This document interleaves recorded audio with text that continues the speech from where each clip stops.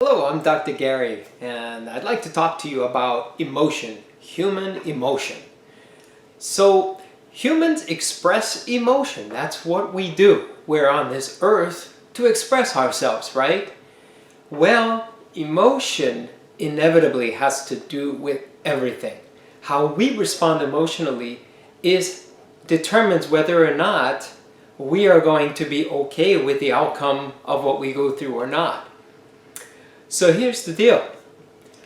Over time, in our lives, what we do is we look at emotion and we say, well, these are negative emotions and these are positive emotions.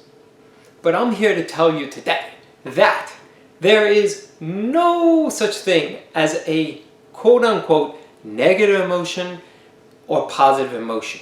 It's only when we label these emotions do we get ourselves in trouble. Let me give you an example, okay?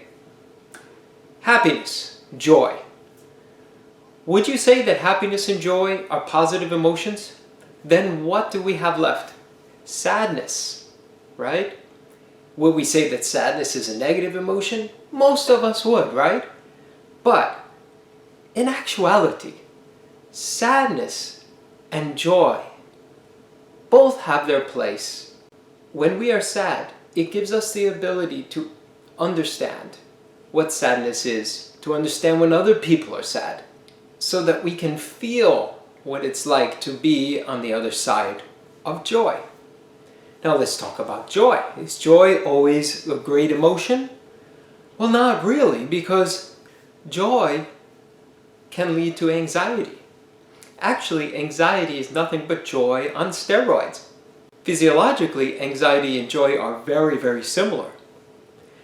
Both emotions cause the body to speed up. The heart beats, sometimes we get sweaty palms, sweaty feet, we might sweat in the chest.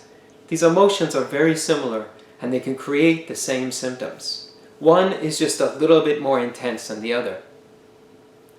Compassion and understanding is very similar to sorrow.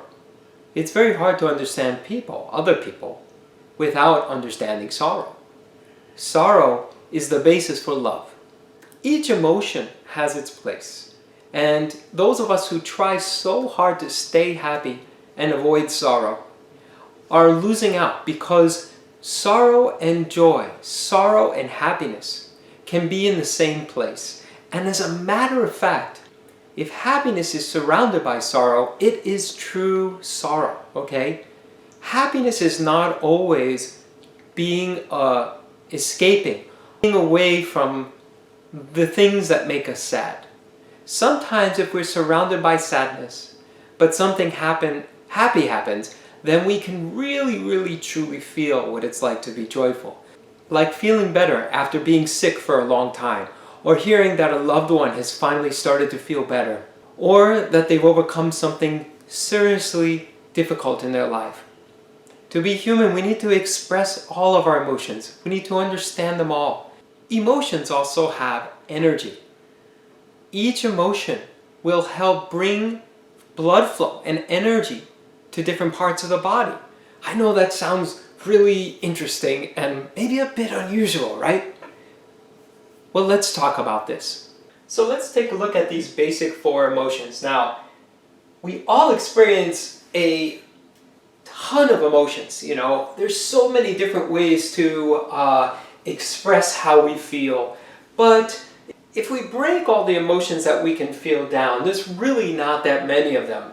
Because everything we feel is basically a version of just a few real, true human emotions. So, anger, what does anger do inside the body? Well, we said that these emotions are like energies, and energy flows through the body all the time. So anger, for example, right? What does anger do? Anger, okay, sends the energy up, okay? Well, how about comfort? Comfort sends the energy and circulation of blood downwards, right? When we feel comfortable, we feel grounded, we feel rooted. When we feel anger, at least too much anger, sometimes we feel uprooted, like our head is going to explode, right? So how do we how do we get the energy to flow up and down smoothly through our body? It's actually being able to express anger rooted in comfort, okay? And that means that being able to feel comfortable with our anger. This way, the anger can go upward from comfort zone. So that's anger where we feel really confident, or we really believe that this is what we really have to say, that this is what really needs to be said. And we believe that it's going to get us further in our life. In other words, it needs to be said. Okay? Even if it winds up offending other people, it needs to come out. This anger is rooted deep. Now, suppose the anger just kind of flares out automatically without any control. That's the type of anger that basically comes from right about here, this level in the body, okay? From the chest, okay? So in other words, the anger comes shooting up from the chest, okay? And it skips this lower body area. So it's kind of like a U-turn. It just goes back up. This type of anger is explosive anger, and it can cause upper body issues like headaches, tightness in the neck, in the chest, tension, upper body tension. So this type of anger is because it's causing the blood circulation, the energy to hang out too much in the lower body. It can lead to high blood pressure later on. Comfort can send the energy down. But let's just say this is comfort without being able to express ourselves, standing up for what we believe in. Because that's also a type of anger, the feeling of justice, the feeling of righteousness. This is all a version, if you will, of anger. So that, if we don't feel that, our comfort is sort of like an isolated comfort. In other words, we don't want to deal with anger, we don't want to deal with diversity, we don't want to deal with people who have different opinions than I do. We just want to be comfortable. We shut ourselves out. Well, temporarily, that's fine. We all need to do that. But if we do that too much, what will happen is our comfort will never, the energy will keep kind of circulating in our lower body and never actually come back up again. So it might try to come up and then sinks back down. Come up again, sinks back down. Imbalance of comfort tends to lead to lower body heaviness, diarrhea, and other sort of lower body murky, stagnant flow, okay? All these emotions help energy flow through the body. Anger sends it up, comfort sends it down. Joy and sorrow also have their place, okay?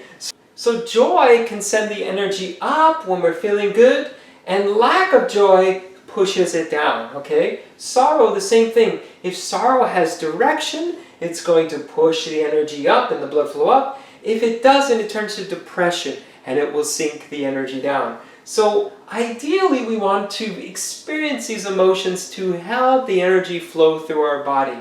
So in other words, anger rooted in comfort, comfort rooted in righteousness, okay? Or standing up for what we believe in, okay? Finding the joy in the sorrow. Finding sorrow in joy, okay?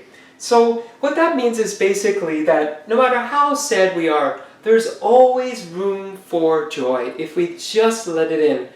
Most of the people out there who are feeling sad are joyous by nature, but something has blocked them from being able to feel their joy. If we feel joy all the time, we stagnate that joy within our body. Just like if we feel anger or sorrow all the time, those can get stagnant, those energies can get stagnant in the body, and then blood flow slows down, and that can lead to circulatory issues.